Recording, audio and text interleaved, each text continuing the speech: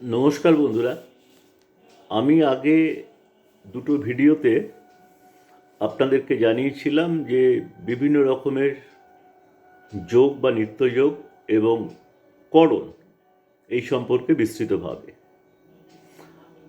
আমি অ্যাস্ট্রোলজার গৌতম গাঙ্গুলি। আজকে আপনাদেরকে জানাবো যে কোন তিথির কোন দেব বা দেবী।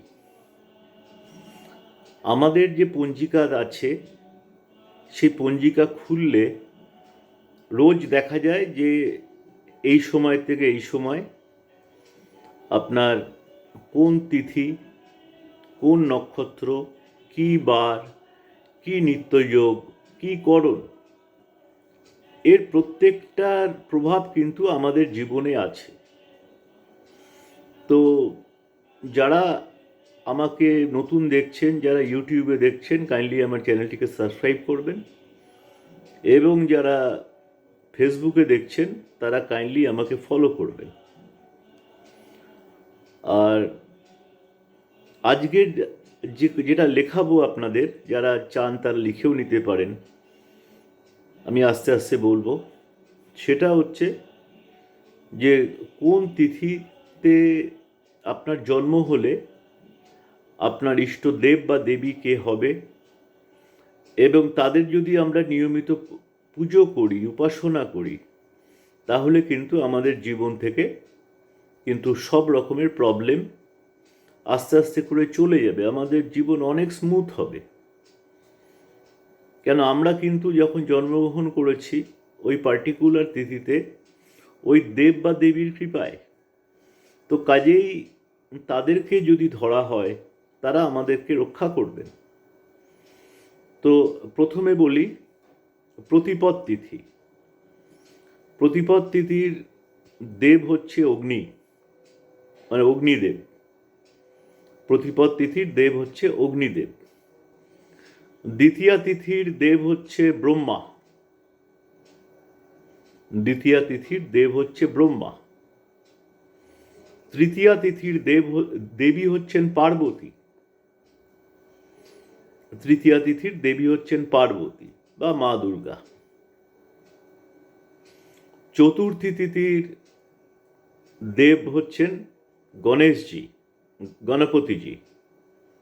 চতুর্থী তিথির দেব হচ্ছেন গণেশজি বা গণপতিজি। পঞ্চমী তিথির দেবতা হচ্ছেন সর্প। পঞ্চমী তিথির দেবতা হচ্ছেন সর্প। ষষ্ঠী তিথির দেব হচ্ছেন কার্তিক। ষষ্ঠী তিথির দেব হচ্ছেন কার্তিক। সপ্তমী তিথির দেবতা হচ্ছেন সূর্য। ওই জন্য একটা কথা আছে, ভানু সপ্তমী, সূর্যদেবের সপ্তমী। তো সপ্তমী তিথির দেবতা হচ্ছেন সূর্য। অষ্টমী তিথির দেব হচ্ছেন শিব।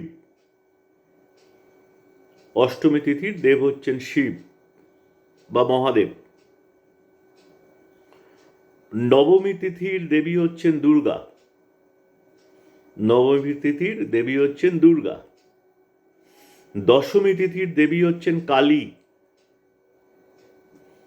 দশমী তিথির দেবী হচ্ছেন কালী। একাদশী তিথির দেবতা হচ্ছেন বিশ্বদেবা। একাদশী তিথির দেবতা হচ্ছেন বিশ্বদেবা। দ্বাদশী তিথির দেবতা হচ্ছেন বিষ্ণু। দ্বাদশী তিথির দেবতা হচ্ছেন বিষ্ণু। ত্রয়োদশী তিথির দেবতা হচ্ছেন কামদেব। ত্রয়োদশী তিথির দেবতা হচ্ছেন কামদেব। চতুর্দশী তিথির দেবতা হচ্ছেন শঙ্কর বা ভৈরব। চতুর্দশী তিথির দেবতা হচ্ছেন শঙ্কর বা ভৈরব। পূর্ণিমা তিথির দেবতা হচ্ছেন চন্দ্র বা চন্দ্রদেব। পূর্ণিমা তিথির দেবতা হচ্ছেন চন্দ্র বা চন্দ্রদেব।